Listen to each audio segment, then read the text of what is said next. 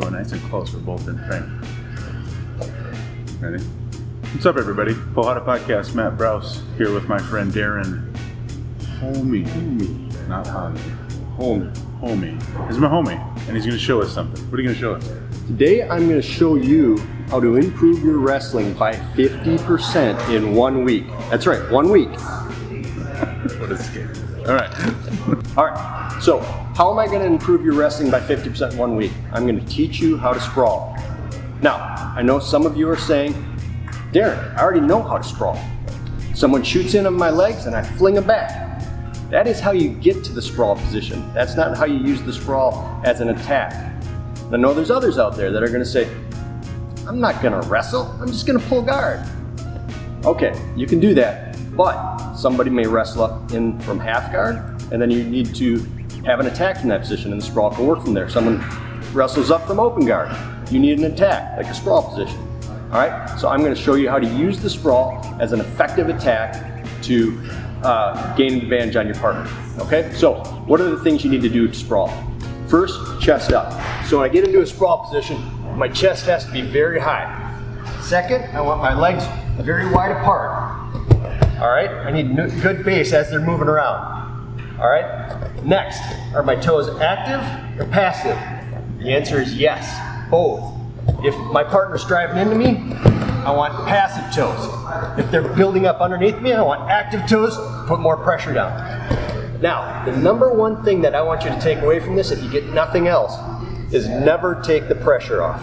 If I take the pressure off for an instant, they're going to improve their position. That's not what I want. So I want to keep this pressure on all of the time. Never take it off. Okay? So, let's bring a partner in. My partner gets a single leg. For the purpose of this conversation, we're going to keep head inside position, single leg, inside the frame of my hips, and a lock behind the knees. So I get to my sprawl position here, hold on to that grip. So single leg, bring the camera around here. The single leg should be palm facing out on the outside hand. Okay? So if I'm analyzing this position from the outside, he's got a good base under him, he's got a lock on my leg. If use an analogy to chess, we're one pawn down, okay? So we have to be vigorous in our defense to reverse that.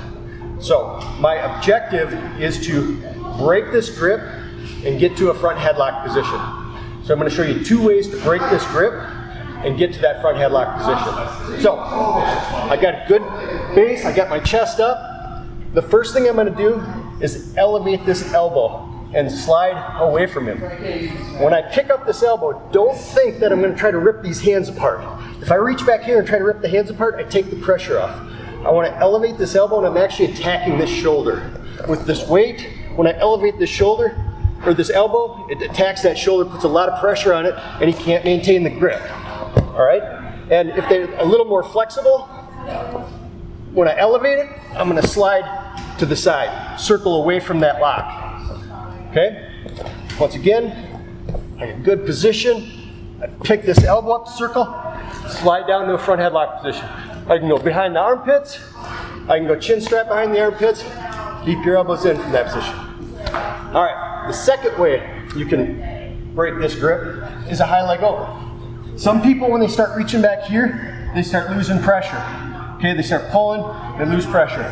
So if it's easier to focus on keeping your hips in, I can use a back step or a high leg over here, and I can either take the back or slide into a front headlock position. Both ways I'm attacking this shoulder, putting so much pressure on the shoulder that they can't maintain the grip. Okay, one more time. So I'm here, I'm gonna back step, and if he's effective, he comes after me, I get to the front headlock position. If not, I can take the back and attack from there. Now, you may be thinking, I get that. That's simple, not many steps, right? I'm 50% better at wrestling. Wrong. That was 5 minutes. I said 1 week.